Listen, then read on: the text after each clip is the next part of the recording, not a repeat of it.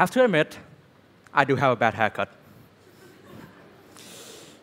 This is what you get from going to a reserve officers training course with militaristic society where everyone is equal and treated all the same.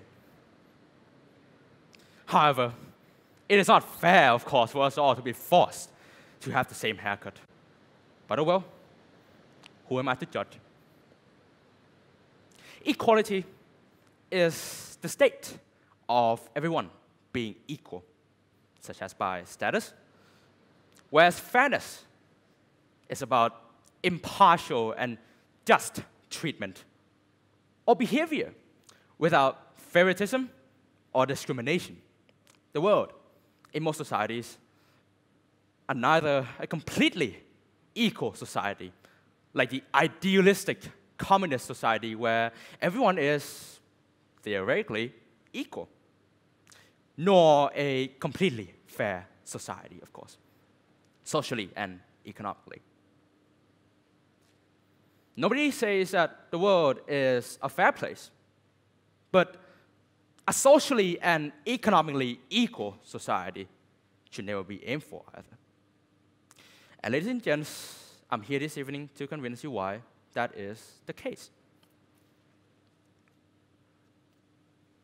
A successful system requires a correct mechanism to run. The human species is a cooperative one. In fact, many studies that attempt to discover our inherent selfishness fail to do so.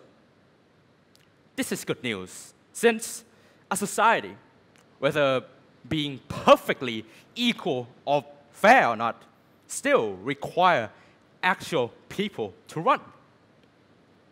However, some studies have also found out that behind our natural impulses to behave cooperatively is actually our expectations of rewards and benefits.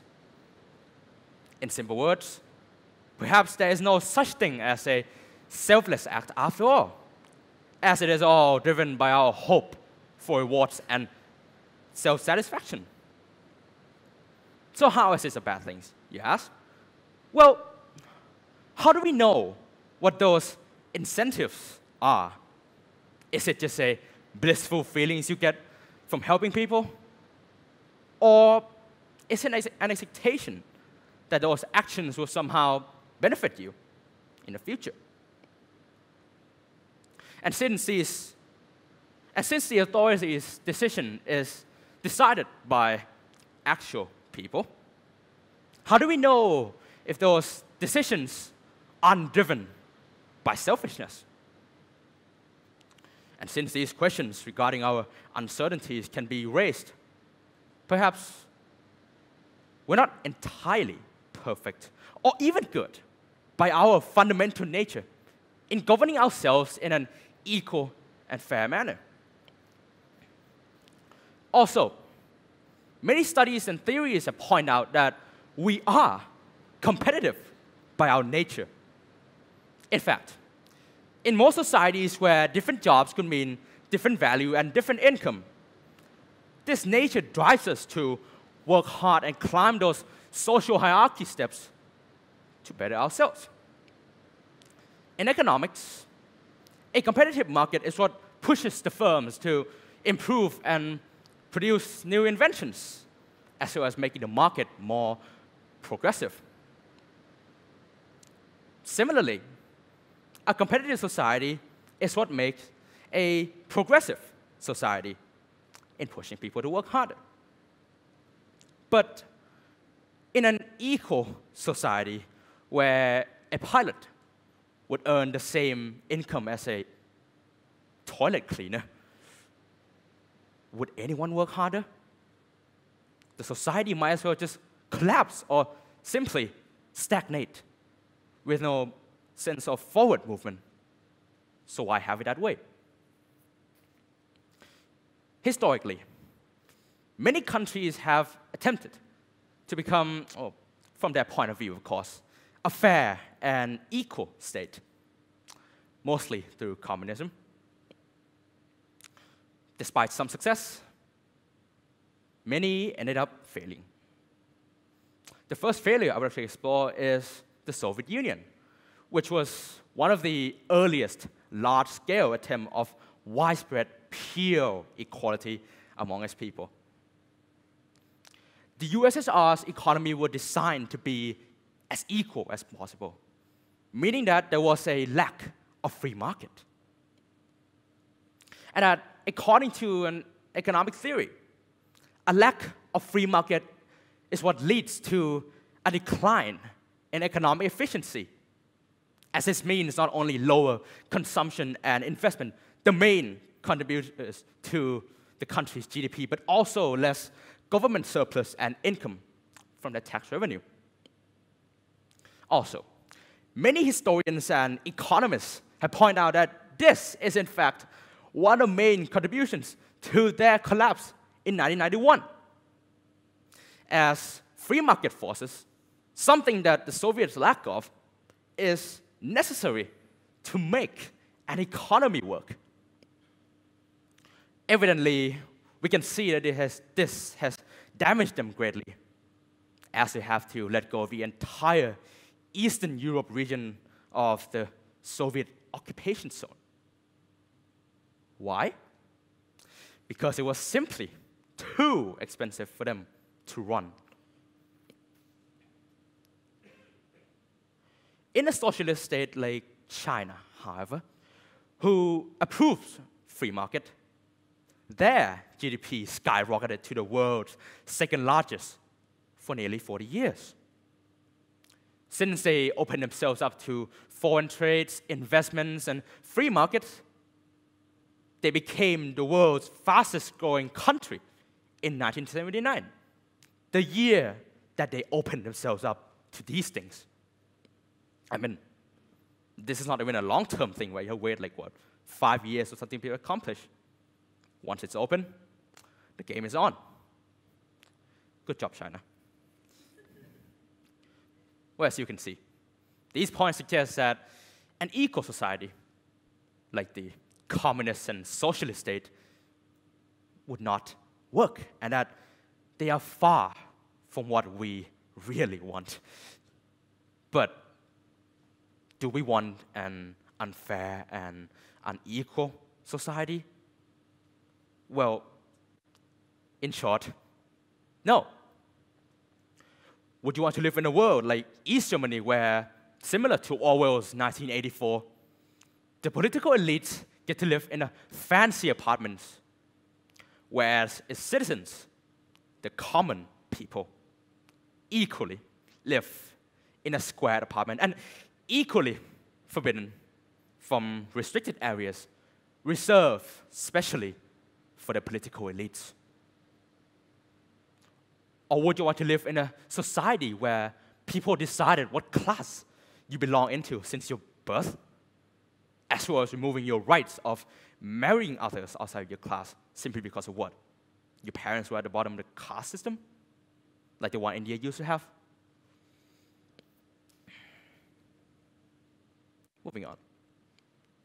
The definition of social equality is that everyone is being given the same amount of opportunities as well as rights, which can be in the form of land properties ownership or wealth, regardless to their contribution towards the society. Which sometimes, to build a socially fair society, social equality must be sacrificed. Would you want to live in a world where the harder you work, the higher income you will earn, and the more you get to spend on what you want? And relatively, the one who work less get to earn less and spend less? This means that your hard work and effort correlates with your access to certain opportunities. So perhaps a little bit of inequality among us can be a good thing, right? Perhaps even a fair thing. This also shows that a fair society is not necessarily the same thing as an equal society.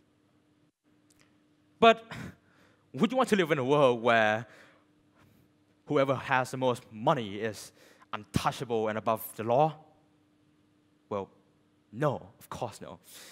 And that would not be the definition of a socially fair society either. Moving on.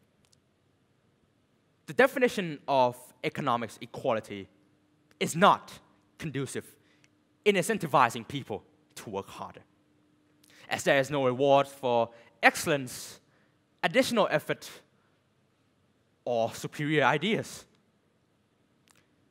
And as there is no incentives for us to work harder, humans are unlikely to see any reason to put in this extra effort, such as those found in the free market, as it would often flourish in the competition and adversity, which, as we looked at the Soviet communism, where all firms and productions are centralized and controlled by a single organization, the government, of course. Markets stagnate, and the quality of life did not improve. Therefore, to promote progress and improvements, economic equality must be sacrificed as well, to some extent. Well, I don't mean to the extent of letting corruption to run wild like some African dictatorships, but in a controlled and regulated way, like the countries at the top of the Economic Freedom Index list, like Hong Kong, Singapore, New Zealand. Great countries. In economic theory, one of the main government objectives is economic growth, and not stagnant economy. Which, adapting to this, we could say that economic equality does not make any economic sense, as it does not promote this vital growth at all. Whereas in an economically fair society, there would be a fair distribution of opportunities among the citizens, as it is only your drive and skills which dictate your success. So what do you think? Well, that's a lot to take in. Linking back to our theme of fairness and equality, socially and economically. Controversial comment time. Social equality is not what we should be looking for. Wait. It's not what you think. Everybody absolutely should have equal rights. But that is not what social equality is. To be clear, social equality is the idea that every citizen is being given and enjoys the same amount of opportunities, regardless, once again, regardless of their contributions towards society. Adapting to this, perhaps the utopia that we all should be looking for is a balanced society. Sorry. My apologies. Sorry. And that some elements of social inequality must exist if we want a socially fair society. And that some elements of social inequality must exist as well if we want a socially fair society with freedom and incentives to work and act and live with purpose. We also see that economic equality is, ironically, contrary to economic freedom, and is not what to look for when we want the market and the entire country to progress. And so, the certain elements of economic inequality is compulsory for a fair, progressive, and free economy. Like Confucius once said, balance is the perfect state of still water. Adapting to this, perhaps the utopia that we all should be looking for is a balanced society that is not too extreme in either way. Similarly, we all should find balance in ourselves. I know, you've heard this 1,000 times from your parents or your yoga teacher, but really, balance is everything. Similar to the current or past society system, humans are imperfect, as we can see. Actually, perfection never really exists. We can try to be as much fair as possible, but complete fairness is not 100% possible. And so, since we are imperfect, balance is probably the only solution for us all to live in harmony in an imperfect yet balanced society. Thank you.